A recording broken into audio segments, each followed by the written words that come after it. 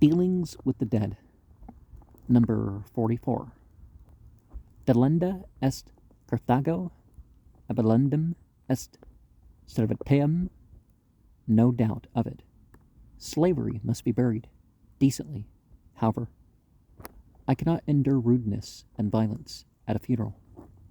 John Cades, in Charter Street, lost his place in 1789 for letting old Goody Smith go by the run.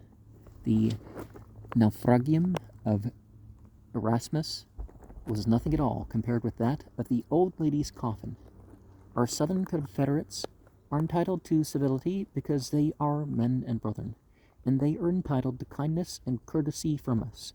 Of Boston, because we owe them a debt of gratitude, which it would be shameful to forget, since we of the North have presumed to be undertakers upon this occasion. Let us do the thing, decenter et ornate. Besides, our friends of the South are notoriously testy and hot-headed. They are, geographically, children of the sun. John Smith's description of the Massachusetts Indians in 1614, Richmond edition 294, is truly applicable to the Southern people, very kind, but in their fury no less valiant. I am no more inclined to uphold the South in the continued practice of a moral wrong, because they gave us bread when we were hungry, as they certainly did, than was Sir Matthew Hale to decide favorably for the suitor,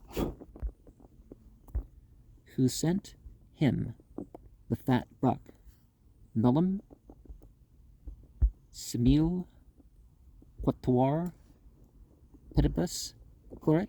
The South, when they bestowed their kindness upon us during the operation of the Boston Port Bill, had no possible favor to ask in return. The famous Port Bill, which operated like guano upon Liberty Tree and caused it to send forth a multitude of new and vigorous shoots, was an act of revenge and coercion passed March 31st, 1774, by the British Parliament. No government was ever so penny-wise and pound-foolish as that of Great Britain in 1773 to 1774. They actually sacrificed 13 fine, flourishing colonies for 3 pence. In 1773, the East India Company, suffering from the bad effects of the smuggling trade in the colonies, all taxation having been withdrawn by Great Britain, excepting on tea, proposed for the purpose of quieting the strife to sell their tea free of all duties in the colonies, and that 6 pence a pound should be retained by the government on exportation. But the government insisted upon 3 pence worth of dignity. In other words, for the honor of the crown, they resolved that the colonists should pay 3 pence a pound import duty. This was a very poor bargain. A crown for 3 pence? Well, I have no room for detail. The tea came, some of it went back again, and the balance was tossed into the sea.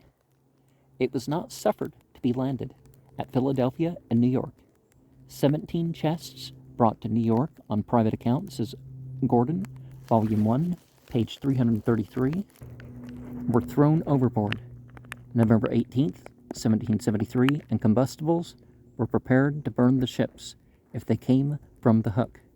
December 16th, 1773, 324 chests of tea were broken open on board the ships in Boston, and their contents thrown into the salt water by a number of persons, says Gordon, Volume 1, page 341, chiefly masters of vessels and shipbuilders from the north end of the town, dressed as Indians. In consequence of this, the Port Bill was passed. The object of this bill was to beggar commercially, to neutralize or nullify the town of Boston by shutting the port and cutting off all import and export by sea until full compensation should be made for the tea destroyed. and the officers of the revenue and others who had suffered by the riots in the years 1773 and 1774.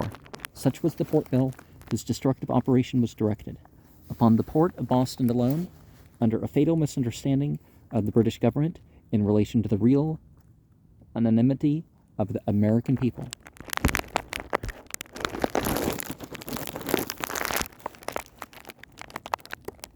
It is no easy matter to describe the effect of this act of folly and injustice. The whole country seemed to be affected with a sort of political neuralgia, and the attack upon Boston, like a wound upon some principal nerve, convulsed the whole fabric. The colonies resembled a band of brothers born for affliction. A blow was no sooner aimed at one than the remaining 12 rushed to the rescue, each one interposing an aegis. In no part of the country were there more dignified or more touching or more substantial testimonies of sympathy manifested for the people of Boston than in the southern states, and especially in Virginia, Maryland, and both the Carolinas. The port bill came into force June 1st, 1774.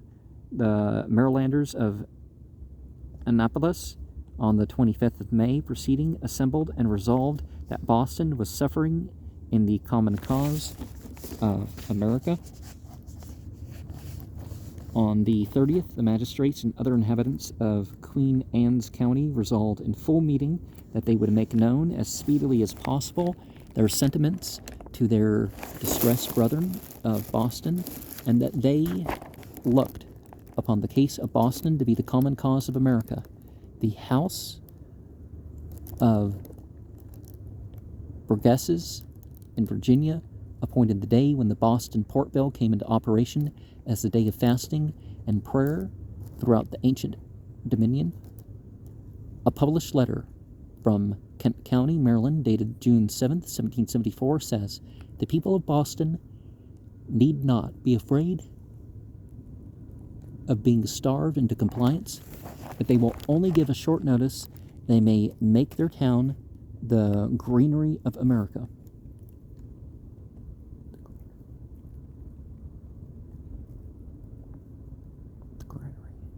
June 24th, 1774, 24 days after the port bill went into operation, a public meeting was held in Charleston, South Carolina. The moving spirits were the Trapiers and the Elliots, the Horys and the Clarksons, the Gadsdens and the Pinckneys of the day, and resolutions were passed full of brotherly love and sympathy for the inhabitants of Boston. Baltimore, July 16th, 1774. A vessel hath sailed from the eastern shore of this province with a cargo of provisions as a free gift to our besieged brethren of Boston. The inhabitants of all the counties of Virginia and Maryland are subscribing with great liberality for the relief of the distressed towns of Boston and Charlestown. The inhabitants of Alexandria, we hear, in a few hours, subscribed 350 pounds, or is that liras? It's kind of like an L and an E at the same time. I forget mine. For the noble purpose, subscriptions are opened in this town for the support and animation of Boston under their present conflict for the common freedom of us all. A vessel is now loading with provisions as a testimony of the affection of this people for their persecuted brethren. Salem, August 23rd, 1774. Yesterday arrived at Marblehead Captain Perkins from Baltimore with 3,000 bushels of corn, 20 barrels of rye meal, and 21 barrels of bread for the benefit of the poor of Boston, and with 1,000 bushels of corn from Annapolis for the same benevolent purpose. New York, August 15th, 1774, Saturday last, Captain Dickerson arrived here and brought 376 barrels of rye from South Carolina to be sold, and proceeds remitted to Boston.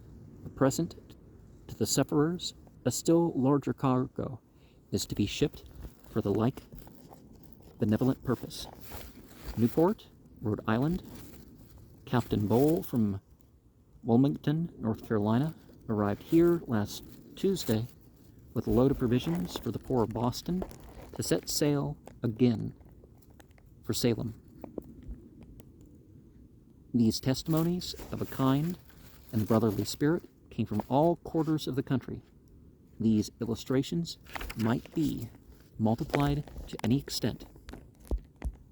I pass by the manifestations of the most cordial sympathy from other colonies, and the contributions from the towns and villages around us.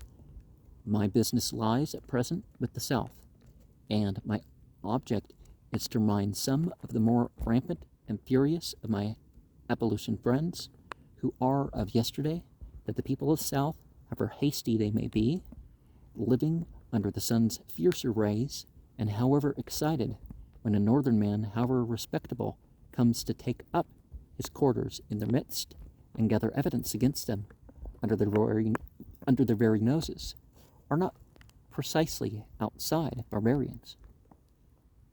Let the work of abolition go forward in a dignified and decent spirit. Let us argue, and, so far as we rightfully may, let us legislate. Let us bring the whole world's sympathy up to the work of emancipation. But let us not revile and vituperate those who are, to all intents and purposes, our brethren, as certainly as if they lived just over the Roxbury line, instead of Masons and Dixons. Such harsh and unmitigated scoffing and abuse, as we too often witness, are equally ungracious, ungentlemanly, and ungrateful. There is something strangely grotesque, to be sure, in the idea of calling a state in which there are more slaves than freemen in the land of liberty. Our Massachusetts ancestors had a very good theoretical conception of its inconsistency and absurdity as early as 1773, when the first glimmerings of independence began to come over the spirit of their dreams. In that year, the Massachusetts Negroes caught the Liberty fever and presented a petition to have their fetters knocked off.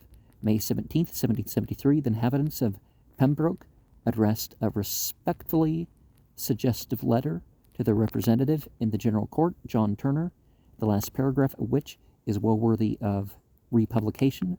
The entire letter may be found in the Boston Gazette, June 14, 1773. We think the Negro petition reasonable, agreeable to the natural justice and precepts of the gospel, and therefore advisable that in concurrence with the other worldly members of the assembly, you endeavor to find a way in which they may be freed from slavery, without wrong to their present masters or injury to themselves, and that a total abolition of slavery may in due time take place. Then, we trust, we may with humble confidence look up to the great arbiter of heaven and earth, expecting that he will in his own due time look upon our affliction, and in the way of his providence deliver us from the insults, the grievances, and impositions we so justly complain of.